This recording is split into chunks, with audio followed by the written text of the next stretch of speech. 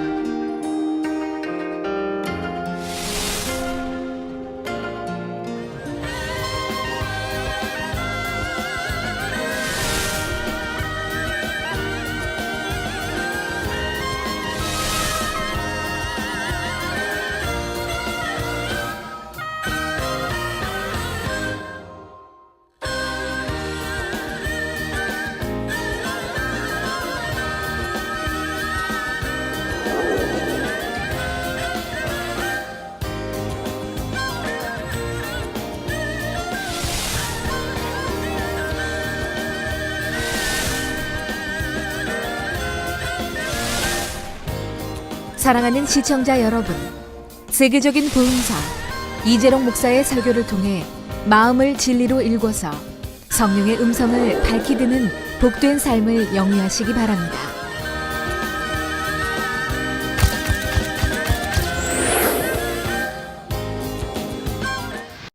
은혜 받으실 말씀을 봉독해 드리겠습니다. 로마서 8장 12절부터 16절 말씀입니다. 그러므로 형제들아, 우리가 빚진 자로 돼 육신에게 져서 육신대로 살 것이 아니니라. 너희가 육신대로 살면 반드시 죽을 것이로되 영으로서 몸의 행실을 죽이면 살리니 무릇 하나님의 영으로 인도함을 받는 그들은 곧 하나님의 아들이라. 너희는 다시 무소하는 종의 영을 받지 아니하였고 양자의 영을 받았으므로 아바 아버지라 부르짖느니라. 성령이 친히 우리 영으로 더불어 우리가 하나님의 자녀인 것을 증거하시나니. 아멘. 사랑하는 성도 여러분, 오늘 말씀드릴 육신의 생각은 의와 틀과 선의 틀에서 비롯되는 육신의 생각입니다. 이런 틀에 대해 예를 들어보겠습니다. 어떤 일꾼이 목자가 양떼를 용서하고 감싸주는 모습에 감동을 받았습니다. 이때 용서하고 이해하는 것이 선이다, 영혼을 갈무리하는 일꾼은 저렇게 해야 한다라는 선의 틀이 만들어졌습니다. 그래서 양떼를 갈무리할 때 자신도 어찌하든 영혼을 용서하고 감싸 주려고 합니다. 문제는 이렇게 용서만 해서는 안 되는 상황에서도 똑같은 태도를 취한다는 것입니다. 만약 돌이키지 않으면 결과적으로 구원받기조차 어려운 영혼을 무조건 감싸주는 것이 진정한 선일까요? 이때는 영혼이 죄에서 돌이킬 수 있도록 이끌어 주는 것이 진정한 선입니다. 예에서 다윗같이 왕이에요. 범죄 한 번 했어요. 그렇지만 어떻게 합니까? 선지자본에서 지적합니다. 죄를 인정합니다. 사울 임금처럼 인정하지 않고 변명하고 그런 게 아니라 다윗 임금은 그냥 인정합니다. 내가 죄를 지었습니다. 그러고 나서 이제 다윗 임금에게 이 혹독한 연단이 오죠. 정말 상상하기 어려운 연단이니까 한번 성경 보시면 하나님이 그렇게 사랑받는 다윗 종인데도 상상하기 어려운 연단이 오기 시작합니다. 환난이 옵니다. 그럴 때 다윗은 어떻게 했습니까? 겸비한 자세로 죽어지지 않습니까? 나는 죽었습니다. 나는 왕도 아닙니다. 즉 백성이 저주를 해도 다 받아줍니다. 말 한마디면 끝내는데 장군 신하들 있고 장군들인데 야 저 죽여라. 백성이 감히 왕한테 이럴 수 있나? 죽여라 하면 끝나는 거 아니에요? 현재 왕인데 아들이 이제 빼앗겼지만 지금 여하튼 왕은 왕인 거지. 그러지만 겸비한 자세이기 때문에 죽이라고 못합니다. 오히려 용서하라고 그러죠. 그리고 그 혹독한 걸 낮추고 자기는 최대한 낮춰서 그 연단을 감사하게 받습니다. 그래서 하나님 보실 때 이제 됐다 할 때 용서받고 하나님이 위로를 해 주시죠. 이게 회개인 거예요.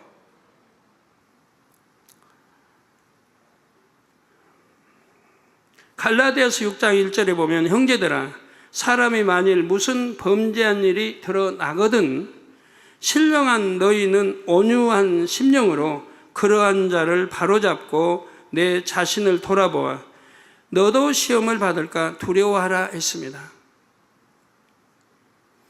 믿음의 형제가 범죄하면 죄에서 돌이키도록 바로 잡아주는 것이 일꾼의 역할이며 이것이 선이요 사랑입니다.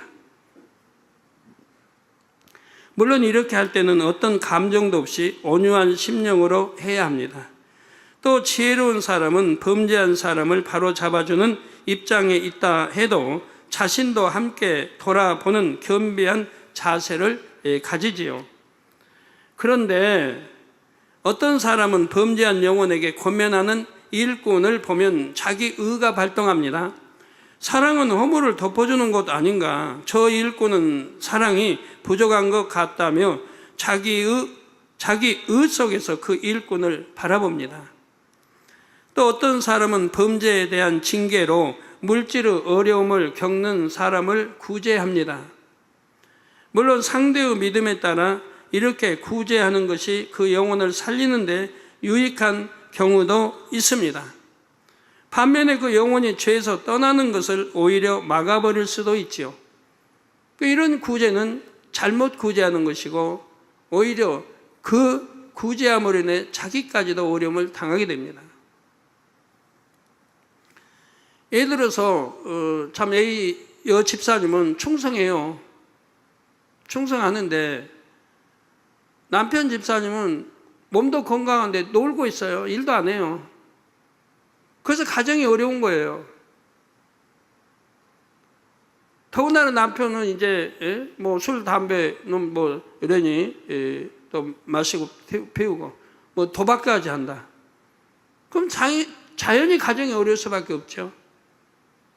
근데 그 가정에 도와줍니다. 구제를 해줍니다.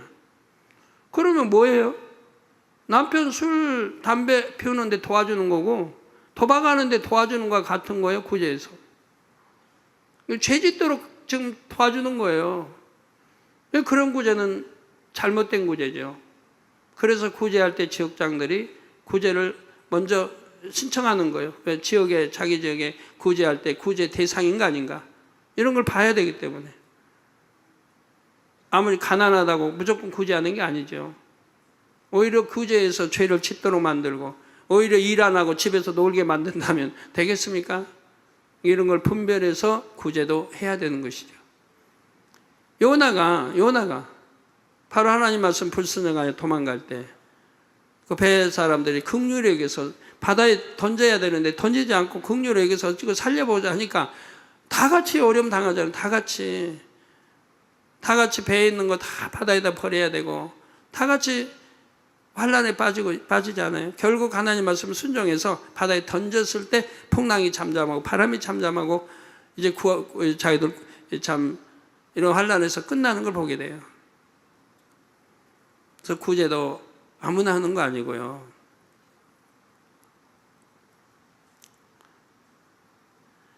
자, 선의 틀에서 나온 육신의 생각 때문에 그 영혼에 대한 하나님의 사랑을 더 깊이 헤아리지 못하는 것입니다. 어떤 일꾼들은 이와 반대로 양떼를 지적하고 고면하는 것이 사랑이고 선이라고 생각합니다. 자신이 맡은 양떼가 말씀대로 살지 못하면 잘 이해하지를 못합니다. 자신은 초신자 때부터 그 정도의 말씀은 지켰기 때문에 다른 사람도 그렇게 할 수 있다고 생각하지요. 또 상대가 버거워해도 믿음의 분량에 넘치도록 계명을 지키도록 가르치고 권면하는 것이 상대에게 유익하다고 생각합니다. 그래서 양떼의 허물을 발견하기라도 하면 용서하고 덮어줘야 하는 상황에서도 즉시 지적하고 권면합니다. 젖 먹는 성도에게 밥을 먹이려고 하지요. 자기 생각의 틀에 갇혀서 그 영혼의 마음이 어떤지 상대의 형편을 살펴주지 못하는 것입니다. 이처럼 자기 경험이나 자기 생각의 한계 안에서 만든 의와 틀은 대부분 하나님의 뜻과 맞지를 않습니다.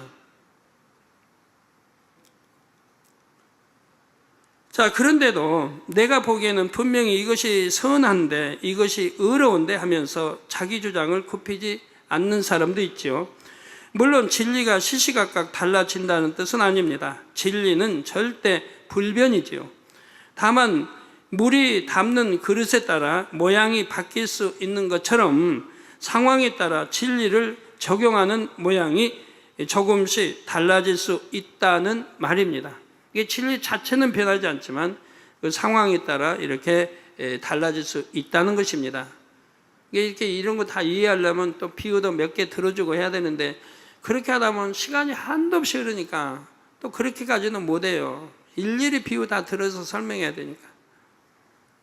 자, 그러면 그때그때 진리를 어떤 모양으로 적용해야 하는지 어떻게 알 수 있을까요? 성령의 음성과 주관으로 알 수 있습니다. 성령의 음성을 밝게 듣는 사람은 어떤 상황을 만나든지 그 상황을 바로 파악할 수가 있지요. 진리를 어떻게 적용해야 하는지 금방 답을 얻을 수가 있습니다. 육아 경험이 많은 어머니들 중에는 아기 울음소리만 듣고도 아기에게 필요한 것을 바로 알아채는 분들이 있다고 합니다. 배고파서 우는지 안아달라고 우는지 알지요. 이는 육아법만 체득한다고 되는 것은 아닐 것입니다. 아기에 대한 사랑과 관심이 있을 때 가능하지요. 신앙생활이나 사명 감당도 마찬가지입니다. 하나님을 사랑하고 영혼을 사랑하면 그때그때 무엇이 선인지 의로운 것인지 진리를 어떻게 적용해야 하는지 알게 됩니다. 성령께서 가르쳐 주시기 때문이지요. 성도 여러분, 의와 틀에서 나오는 육신의 생각을 깨트리려면 자신을 발견하기 위해 끊임없이 노력해야 합니다. 양심의 악은 물론 본성의 악까지 발견하여 벗어버려야 하지요. 히브리서 10장 22절에 보면 우리가 마음의 뿌림을 받아 양심의 악을 깨닫고, 자, 믿음으로 하나님 말씀을 듣습니다. 또 행합니다. 그래서 마음의 뿌림을 받아 양심의 악을 깨닫고 몸을 맑은 물로 씻었으니, 즉 맑은 물, 즉 하나님의 말씀으로 나를 죄를 씻겨냈다 이 말입니다. 씻었으니 참마음과 온전한 믿음으로 하나님께 나아가자. 우리 주님의 보혈의패를 의지해 바로 이렇게 맑은 물로 죄를 씻어냈습니다. 씻었으니 이제는 참마음, 즉 거짓이 없는 마음, 변개함이 없는 마음, 악이 없는 이런 마음, 선한 마음, 성결의 마음, 이런 참마음과 온전한 믿음으로 하나님께 나아가자. 이 참마음이 되면 온전한 믿음이 돼요. 마음의 비진리 중에는 발견하기가 쉬운 것도 있고 비교적 어려운 것도 있습니다. 양심 속의 악이나 본성 속의 악은 비교적 어려운 편에 속하지요. 이런 악이 있으면 자신이 깨닫지 못하는 사이에 진리의 틀을 만들게 됩니다. 육신의 생각을 하고 싶지 않아도 이 잘못된 진리의 틀에서 육신의 생각이 나오지요. 결국 성령의 음성을 거스르게 됩니다. 따라서 이 양심의 악과 본성의 악을 반드시 벗어버려야 합니다. 양심의 악, 양심에 악이 있나요? 있죠. 벗어버려야 돼요. 본성적인 악도 벗어버리고요. 이 두 개념에 대해 이 시간에는 간략하게 설명하도록 하겠습니다.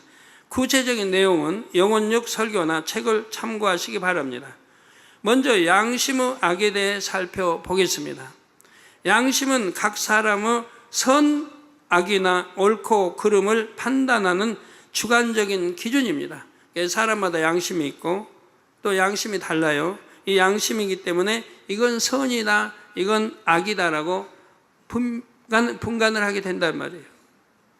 사람들은 대부분 자기 양심에 거리끼는 것은 악이고 거리끼지 않는 것은 악이 아니라고 인식하지요. 그런데 양심은 자기 나름대로 만든 것이기 때문에 사람마다 다르고 시대나 지역에 따라서도 달라집니다. 양심은 자기가 만든 거예요. 부모가 준 것도 아니고 자기가 자라면서 만든 거예요.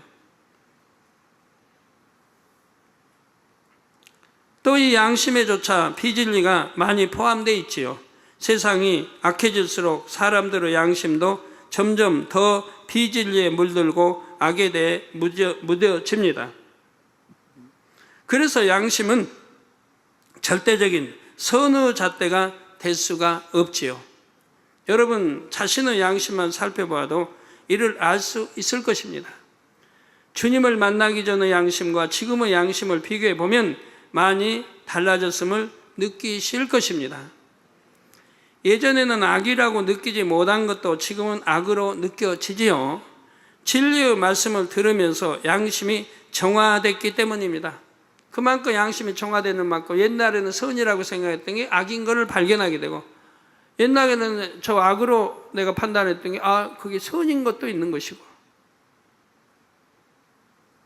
그런데 양심의 악을 많이 버렸는데도 미세한 악이 남아서 의지와 상관없이 성령의 음성을 거스리는 일이 생기기도 합니다. 옳다고 판단하여 어떤 행동을 취했는데 그 행동이 하나님 보시기에는 옳지 않은 경우가 있지요. 그러므로 미세한 악까지 숨은 그림 찾기를 하듯이 구석구석 찾아내야 합니다. 자, 찾아내는 방법 제가 알려드렸죠, 전에. 간단하게요. 간단하게 찾는 방법. 미세한 것을 찾으려면, 자, 성령의 9가지 열매 설교를 정독에 들어요. 하여튼 뭐 잡념 없이 깨끗하게 들어봐요. 어떻게 듣냐? 은혜로 듣지 말고 나를 발견하기 위해서 들어요. 나를 발견하기 위해서. 내게 기준을 다 두고 말씀을 들어요. 거기서 나를 발견하기 위해서. 또 사랑장의 사랑, 또 팔복의 팔복, 팔복에 나오는 법, 또 선의 4단계, 또 7령, 이런 것들이 쭉 있어요. 그 외에도 있지만 이런 것들을 들으면서 나를 발견해 봐요. 발견해보는데 듣는 것마다 다 은혜입니다. 말씀이 다 은혜예요. 발견이 안 돼요. 그 말씀 그대로 내가 살고 있는 거예요. 그러면 발견이 안 되면 안 되는 거 없는 거죠. 그러니까 그런 사람은 영으로 들어갔을 것이고, 그러니까 들으면 발견되는 게 있어요. 그 발견되는 그런 것들을 찾아서 버리면 되죠. 우리 성도님들이 그런 작업 지금 많이 하고 계시지 않습니까? 그래서 얼마나 성결되고자 또 영사모에 들어가고자 노력들 하십니까? 요즘 많이들 하십니다. 우리가 찾고자 노력하며 기도하면 성령께서 양심 속의 미세한 악을 발견해 주십니다. 예를 들어 펜이 필요한데 마침 옆자리에 펜이 있어서 말도 없이 써버린 경험이 있으신지요? 허락도 없이 남의 물건을 마음대로 취급했으니 이렇게 행동하는 사람의 마음에는 도적의 마음이 있는 것입니다. 그러나 여러분 이렇게 했다고 봐요. 나 도적이다 할 사람 어디 있습니까? 전에 10계명 하나님 풀어주실 때 도적질하지 말라, 거기에도 나오죠. 자기 아버지 거 물건을 내가 아버지 허락 없이 썼다 해도 그것도 도적이라 했어요. 도적이라. 내 아버지 건데도 허락 없이 썼다. 그러니까 그런 걸 저는 알기 때문에 저는 교회 당회장이면서도 아버지 거 일체 쓰질 않아요. 하나님 거 물품, 성물 물품 일체 쓰질 않아요. 내가 돈 주고 내가 샀어버리지. 저는 한 권도, 한 장도 써본 일이 없어요. 외부에서 뭘 거기다 다 모으면은 빼고 모았다가 교회에다 도로 갖다 주지. 자, 하나님 말씀을 듣기 전에는 친한 사이인데 뭐 물어보나 마나 쓰라고 했을 거야. 펜 좀 쓰는 게 어때서 이런 식으로 대수롭지 않게 생각했을 것입니다. 그러나 지금은 다르지요. 이런 작은 불의의 행함으로도 양심의 가책을 받는 분들이 많지요. 성령의 음성을 밝히 들으려면 반드시 말씀과 성령의 도우심을 의지해서 양심의 미세한 악도 뽑아 버려야 합니다.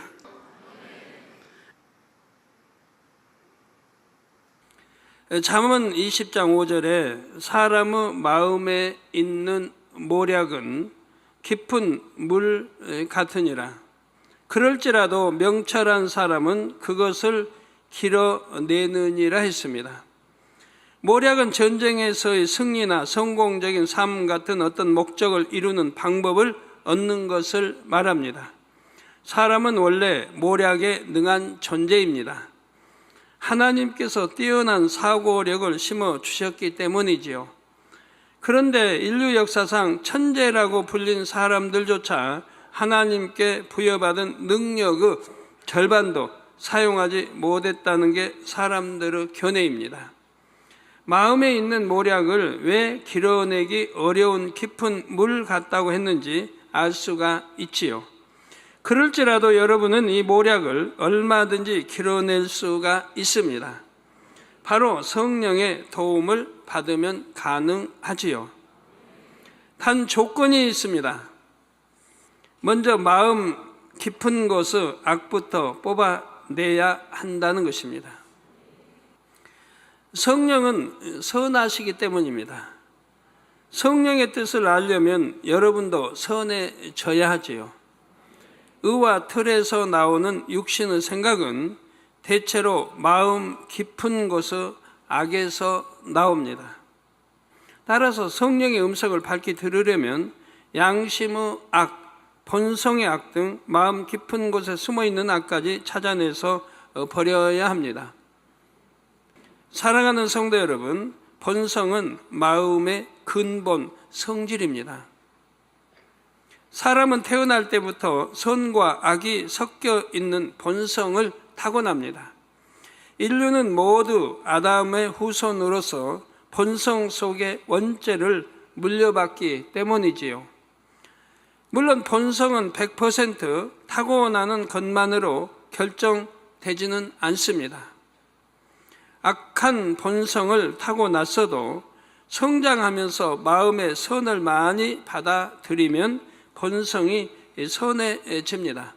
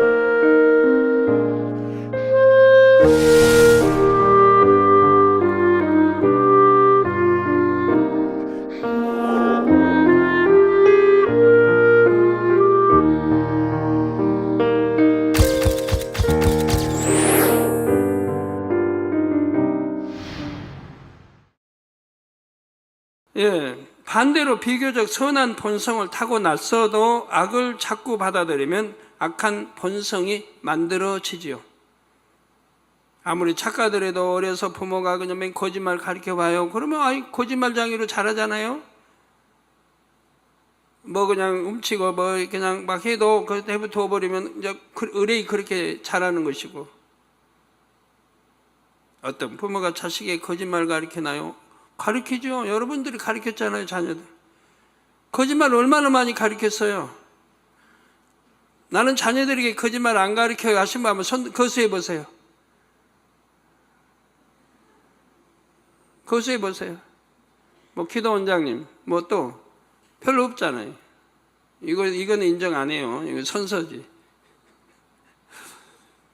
왜 자녀들이 거짓말을 가르쳐요? 가르친단 말이에요. 그리고 거짓말장이 되죠. 그럼 학교 가서 성적표 뭐 지금 모르겠으면 옛날에 성적표 방학하면 타오거든요. 그럼 부모님 성적표 내놔라고 그러죠. 그러면 거짓말하죠. 나 방학 끝나고 주신다고 했다고. 좀 독한 아이는 고쳐가지고 성적표 순위까지 고쳐가지고 부모님 갖다 드리고 도장 맞고 그러기도 합니다. 거짓말을 가르쳤어요, 부모가. 그래도 이해 안 되시면, 혹이 이해 안 되시면, 전화가 왔습니다. 때르릉. 아들이 받았어요. 딸이 받았어요. 딸이 받고. 딱 맞죠? 맞고. 엄마, 지금 어디, 누구 아저씨한테 전화가 왔는데, 어떻게, 뭐라고 대답할까요? 엄마가. 나 시장 갔다고 해라. 거짓말 가르치잖아요. 그러면 아이는 배우잖아요. 분명히 엄마 있는데 집에 있는데 시장 갔다고 그러. 왜 배워나가는 거 거짓말. 거짓말장애가 되죠. 그래서 비진리가 담겨지고 이런 선한 마음도 악으로 이렇게 변화되는 거죠. 본성 속 악은 양심의 악보다 더 깊습니다. 그래서 발견하기가 더 어렵습니다. 본성은 땅의 성질, 곧 토질에 비유할 수가 있습니다. 잡초와 돌멩이를 제거하고 질서 정연하게 작물을 심어 놓은 밭은 그냥 봐서는 토질이 좋은지 나쁜지 분간하기 어렵습니다. 이와 마찬가지로 명백한 비진리를 걷어내고 양심의 악도 뽑아내면 악의 모양이 잘 보이지를 않습니다. 웬만해서는 겉으로 드러나지 않지요. 그런데 이 본성의 악이 있음으로 인해 자기도 모르게 육신의 생각을 하게 된다는 사실입니다. 욥이 본성의 악을 버리는 과정을 살펴보면 이를 잘 알 수가 있습니다. 하나님께서는 사단에게 욥을 자랑하십니다. 순전하고 정직하여 악에서 떠난 세상에 둘도 없는 자라고 말씀하셨지요. 이 말씀대로 욥은 행위적으로는 하나님의 뜻에 거치는 것이 전혀 없었지요. 그런데 이런 욥에게도 육신의 생각이 있었습니다. 예를 들어 욥은 자녀들이 잔치를 열어 즐기기라도 하면 죄를 범했을까 봐 자녀들을 불러다가 번제를 드렸습니다. 성경은 욥의 행사가 항상 이러하였더라고 기록합니다. 다 옳은 행실이지요. 어떤 죄의 담도 만들지 않고 하나님과 화목하려는 욥의 행위는 참으로 순전합니다. 자녀들도 하나님과 화목하게 이런 욥이라 이 말이에요. 그런데 이 행위 이면에는 하나님에 대한 두려움이 있었습니다. 욥은 죄인을 징계하시는 하나님을 두려워했지요. 사랑은 두려움을 내어 쫓는다 했습니다. 욥이 징계를 받을까 봐 두려워했다는 것은 욥의 마음에 온전한 사랑을 이루지 못했다는 증거이지요. 저는 아버지 하나님을 정말 한 번도 두려워해 본 적 없어요. 초신자 때부터 두려워해 본 적이 없어요. 근데 아버지 함부로 합니까? 아버지 누구보다도 경외해요. 우리 교회 성전 안에서 아버지에 관한 어떠한 것도 저는 만지지 않아요. 전에도 말씀드리지만 성전에 사용하는 봉투 하나 저는 사용해 본 일이 없고 전화 하나 사사로이 써본 일이 없어요. 그러지만 제가 아버지 두려워서 그러나요? 전 누구보다도 아버지 하나님 사랑하고 합니다. 두렵진 않아요. 하나 두려운 건 없어요. 사랑만 있지. 왜요? 내가 하나님 아버지 말씀대로 사니까 두려움이 없는 거예요. 그 사랑만 있는 거예요. 아버지 사랑하고 아버지도 저를 100% 사랑한다는 걸 제 자신이 100% 믿어요.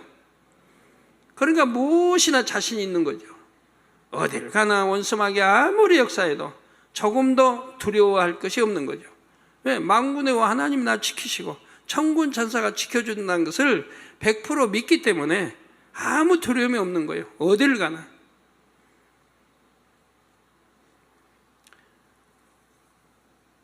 또 욥은 하나님을 오해했습니다. 하나님께서 사단의 송사를 받아들이심으로 욥에게 몇 차례 시험이 옵니다. 욥은 자녀도 재산도 다 잃었고 최후에는 발바닥에서 정수리까지 악창이 났지요. 욥의 아내가 이 모습을 보고 욥에게 당신이 그래도 자기의 순전을 굳게 지키겠느냐? 하나님을 욕하고 죽으라 말합니다. 욥은 위로받아야 할 아내에게 오히려 굴욕을 당하면서도 입술로 범죄하지 않았습니다. 그런데 그의 말을 들어보면 그가 하나님을 오해하고 있음을 알 수가 있지요. 오해를 하도 단단히 오해하고 있어요. 욥기 2장 10절 중반절에 우리가 하나님께 복을 받았은즉 재앙도 받지 아니하겠느냐라고 말합니다.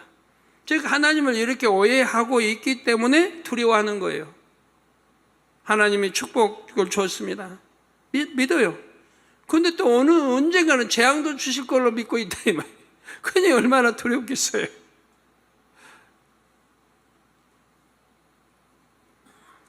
이것이 진리에 맞는 생각입니까? 아니지요. 잠언서 10장 22절에 여호와께서 복을 주심으로 사람으로 부하게 하시고, 여러분 부한 것도 부자 되고 여하튼 이런 것도 하나님이 복을 주셔도 된다 이 말이에요. 신명기 28장에 어떻게 하면 부해지는지 부자 되는지 나와 있잖아요. 우리 장로님들, 우리 남성도님들 신명기 28장 외에도 성경 곳곳에 어떻게 하면 부자가 되는지 잘 나와 있습니다. 들어가도 복 받고 나가도 복 받고 꾸어는 줘도 꾸진 않네. 머리 되는 축복. 부유와 어떻게 하면 그렇게 부유해진다. 어떻게 하면 그렇게 축복이 된다. 라고 성경에 다 나와 있고 그대로 순종하면 그대로 되는 거예요.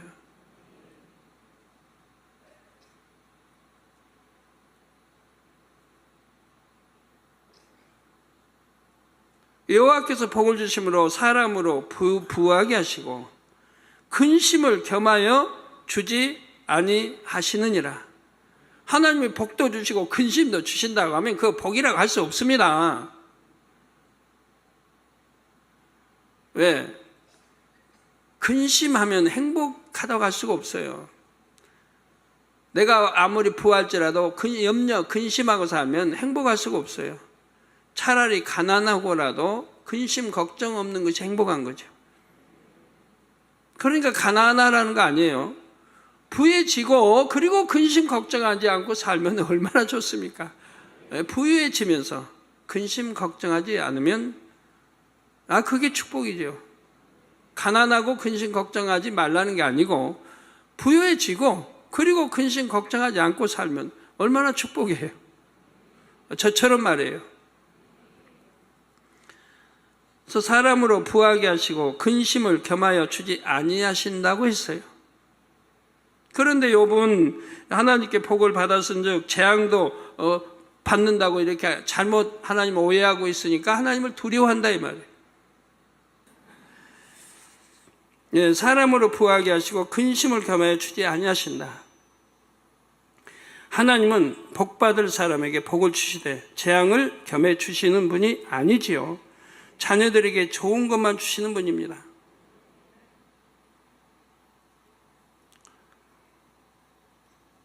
하나님을 사랑하게 되면 두려움이 없어져요. 왜? 말씀대로 사니까 두려울 이유가 하나도 없죠. 좋은 것만 주시는 하나님인데 말씀대로 안 사니까 두려운 것이고 죄를 지으니까 두려운 것이고 여러분들이 죄를 지으니까 저를 피하는 것이고 얼굴을 가리는 것이고 하는 거 아니에요.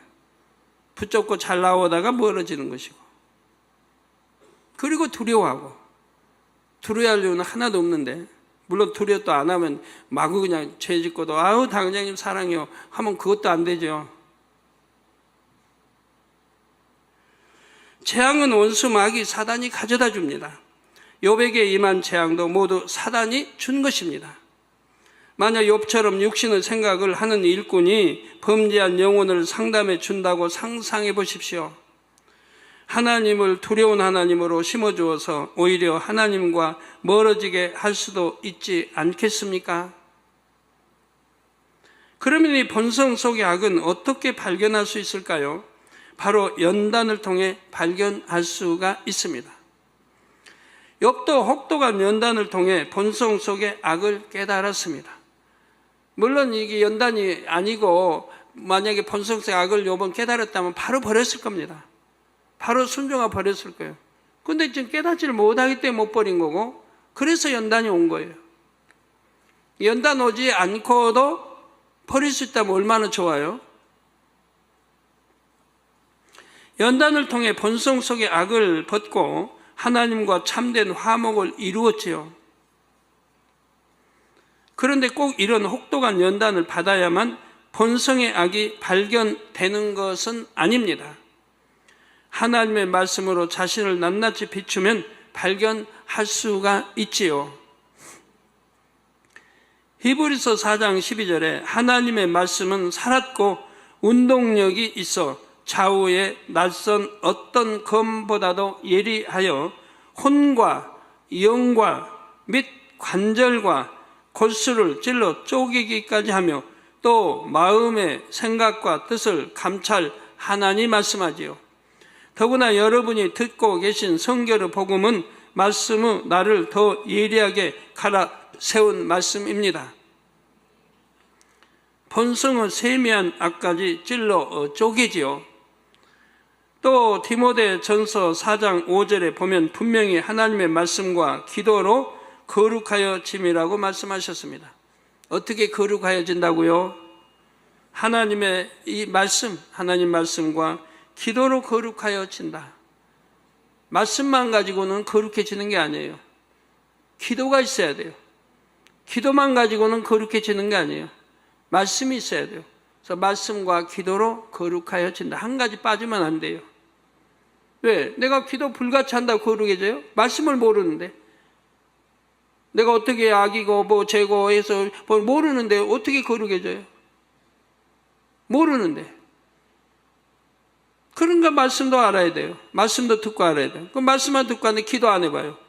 버릴 능력이 없는데요. 버릴 능력이 없어요. 기도해야 성령이 감동으로 버릴 힘이 오고 내 의지와 함께 합쳐서 그리고 하나님의 은혜 주셔가지고 버릴 수 있는 거죠. 그래서 거룩하여지는 것도 말씀과 기도로 거룩해진다 이 말입니다.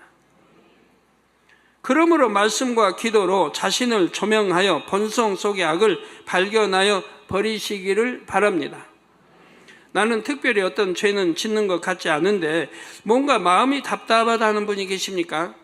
본성 속의 악이 그 원인일 수가 있습니다. 아니면 이전에 지은 죄를 회개했다고 하나 이 회개가 온전히 되지 않은 경우, 하나님 회개해서 하나님과 담이 헐어져야 되는데 온전한 회개가 아니어서 담이 헐어지지 않은 경우, 그런 경우는 내 마음에 항상 충만함과 기쁨이 임할 수는 없죠. 순간에 임할 수는 있어요. 불같이 기도하면 그때는 임할 수 있지만 또 거둬진다 이 말이에요. 죄의 담이 있기 때문에.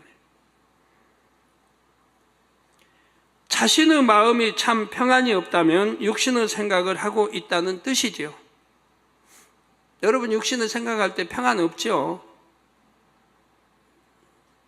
육신의 생각이 없을 때 평안도 하지 육신의 생각이 있어봐야 평안하지 않지. 괜히 남 보고 판단하고 정죄하고 그러니 평안해요? 시기하고 질투하고 평안할 리가 없잖아요. 그래서 자신의 마음에 참 평안이 없다면 육신의 생각을 하고 있다는 뜻이고요. 불같이 기도해서 성령의 조명을 받아 본성의 악까지 버리는 복된 하나님의 자녀가 되시기를 바랍니다. 사랑하는 성도 여러분, 이제 육신의 생각과 순종의 관계에 대해 살펴보겠습니다. 육신의 생각을 깨트려야만 성령의 음성이나 주관에 순종할 수가 있습니다. 역으로 성령의 음성에 순종하면 아직 남아있는 육신의 생각이 깨어지기도 합니다. 성령의 음성에 순종하면 사람의 생각을 초월하여 역사하시는 하나님을 만나고 체험할 수가 있습니다. 갖가지 문제를 해결받을 수도 있고 소원이 응답될 수도 있습니다. 하나님의 능력을 힘입어 하나님 나라를 크게 이룰 수도 있지요. 이런 체험들을 통해 육신의 생각이 깨어집니다. 순종은 이처럼 영혼이 잘되고 범사가 잘되는 일석이조의 복을 안겨줍니다. 성경은 이렇게 성령의 음성 또는 하나님 말씀이나 주님 말씀에 순종하여 복을 받은 사람들을 소개합니다. 예수님의 수제자 베드로도 그 중 한 사람이지요. 베드로는 자기가 매우 강한 사람이었지만, 자기가 매우 강한 사람이었지만 예수님께 순종의 훈련을 받은 결과 죽기까지 순종하는 사람으로 변화되었습니다. 가는 곳마다 성령의 역사를 베풀며 수많은 사람에게 복음을 전했습니다. 이 시간에는 베드로가 육신의 생각을 깨트리고 순종했을 때 어떤 축복을 받았는지, 또 어떤 과정을 통해 육신의 생각이 깨어졌는지 소개해 드리겠습니다. 지금까지 설명드린 육신의 생각 단계를 토대로 잘 이해하셔서 큰 깨달음을 얻으시기를 바랍니다. 또한 이 시간 나도 변화될 수 있다는 소망이 더해지길 바랍니다.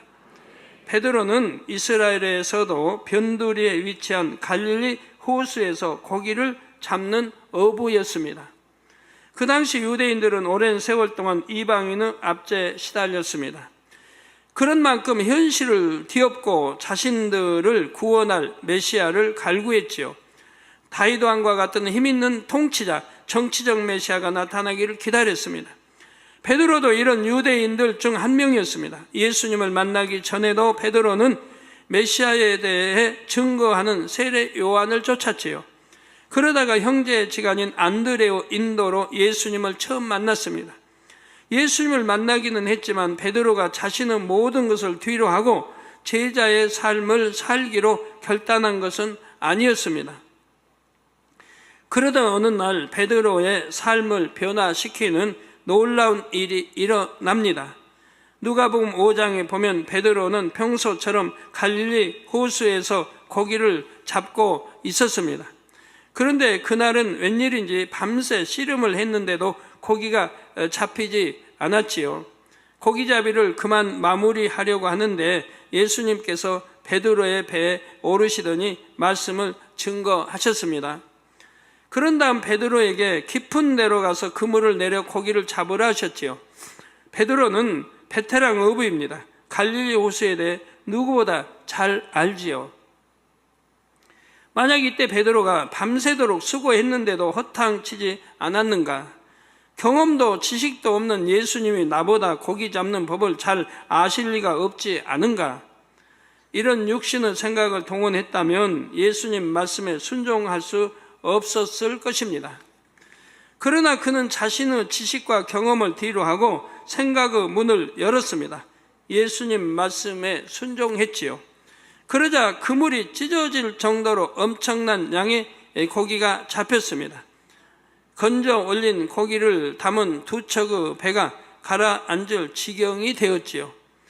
이를 본 베드로는 예수님 무릎 아래 엎드려서 주여 나를 떠나소서 나는 죄인이로소이다 라고 고백합니다. 드디어 예수님을 향해 마음 문을 활짝 연 것이지요. 모든 것을 버리고 예수님의 제자가 되기로 결심을 했습니다. 사랑하는 성도 여러분, 성령의 음성 인도 주관받는 거 잘 들으시죠? 한 번으로 듣고 끝내지 마시고 완전히 양식 삼으세요. 그래서 이제부터 말씀 다 듣고 나서 여러분도 성령의 음성 들을 수 있는 분들이 돼야죠. 음성 듣고 주관도 받고 인도도 받으면 만사형통할 건데, 우리 남성도 사업하시는 분들 성령의 음성 인도 주관 받아봐요. 그럼 아니 될 것도 되고 될 건 더 잘 될 건데. 계약? 성령의 음성 들으면 계약해야 할지 안 해야 할지, 집 매매 다 얼마나 좋아요. 성령의 음성만 듣는다면 얼마나 쉬운 길을 갈 수 있는 거를, 어려운 길을 가고 또 생각 동원해서 어렵게 가고 하지 마시고, 우리 또 장로님 한 분이 열심히 이제 말씀도 늘 들으시고 영으로 들어가야겠다고 결단하고 가시는 장로님도 계시는데요. 빨리빨리 이제 이렇게 말씀으로 무장하고 그 말씀의 영적 이해해서 내게 영으로 읽어야 돼요. 영으로 읽어서 영으로 일군 만큼 성령의 인도 주관을 받아요. 그래서 사업해봐요. 많이 될 거는 안 되는 거는 아버지 다 막으시고, 될 거는 되게 하시고, 안 될 것도 하나님이 뜨시면 되는 거고, 내가 아무리 마음에 경영할지라도 하나님이 인도하시지 않으면 소용없어요. 잠언서에 있는 16장에 잠언서에 있는 대로 내가 마음에 경영해도 하나님이 다 주관하고 인도하셔야 돼요. 근데 하나님이 인도하지 않으시면 안 돼요.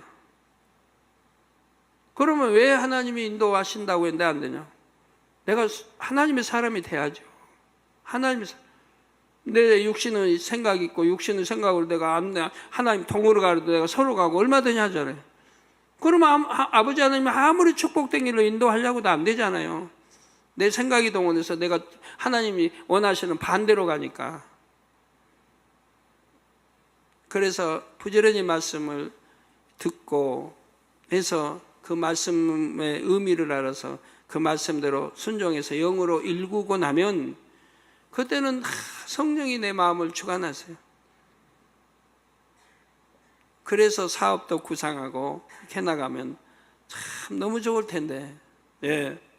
말씀 상고하시면서 통성으로 다 같이 기도하시겠습니다. 할렐루야. 주님, 은혜와 사랑이 감사드립니다. 오늘 또 들은 말씀이 믿음이 되고 생명이 되게 도와주시고 성령의 밝은 음성 인도 주관받아 나갈 수 있도록 축복해 주시옵나이다. 내 본성 속의 양심의 악, 또 본성 속의 악까지도 발견하여 빼내어 버릴 때에 내가 성령의 밝은 음성 인도를 받을 수가 있습니다. 아버지여, 역사해 주시옵나이다. 내 양심의 악도 발견해서 빼내버리고 본성 속의 악도 빼내어 버리게 도와주시기를 원합니다. 주여 감사합니다. 우리 주 예수 그리스도의 이름으로 기도합니다. 아멘.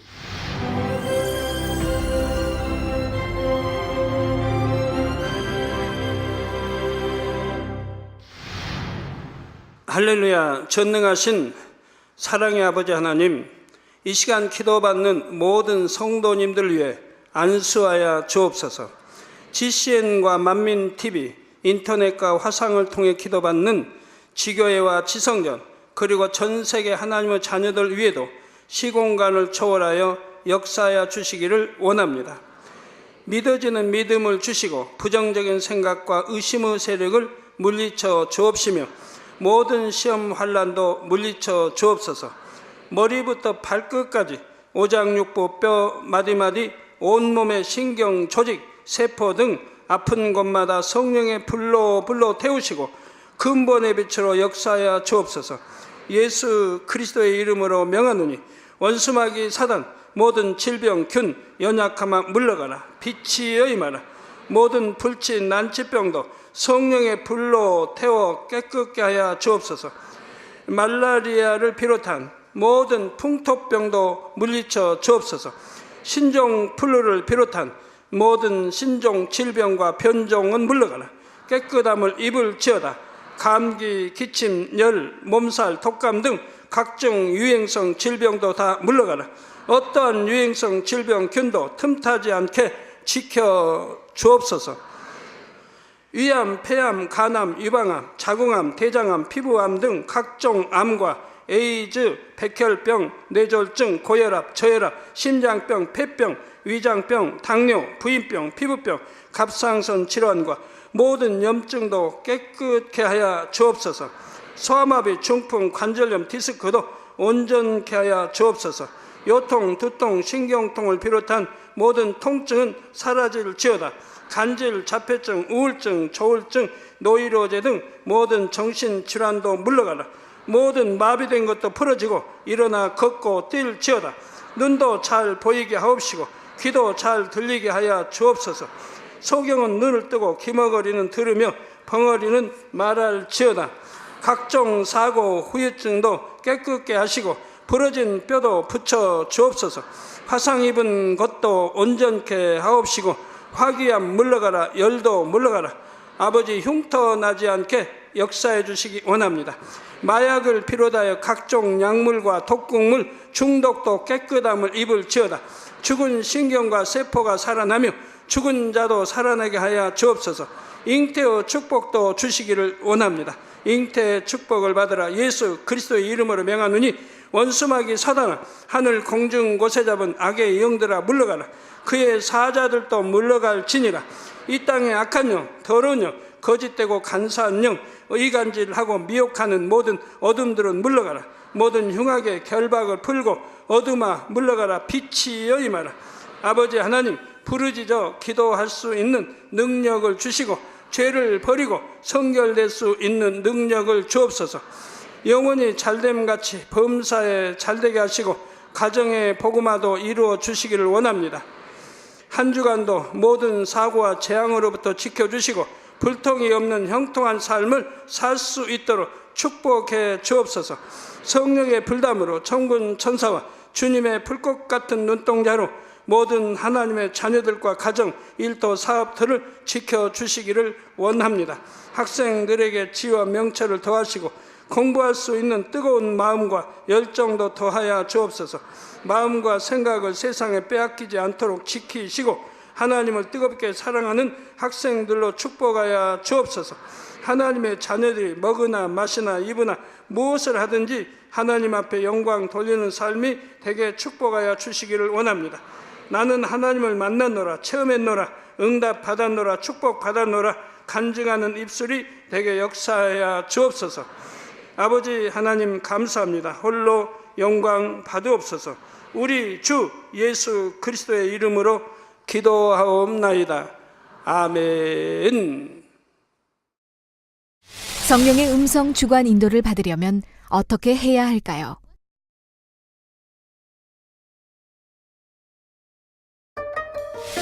하나님의 뜻을 아시는 성령은 우리 마음을 성전 삼아 마음 안에 거하십니다.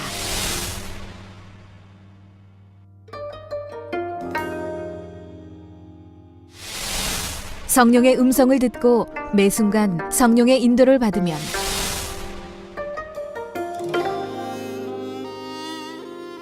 범사에 형통하고 어떤 길이든 쉽게 갈 수 있습니다. 사랑하는 시청자 여러분, 세계적인 부흥사 이재롱 목사의 설교를 통해 성령의 음성과 주관에 늘 순종하여 늘 성령의 인도를 받는 복된 삶을 영위하시기 바랍니다. 오늘 말씀 본문을 통해 여러분을 향한 하나님의 뜻을 묵상해 보시겠습니다.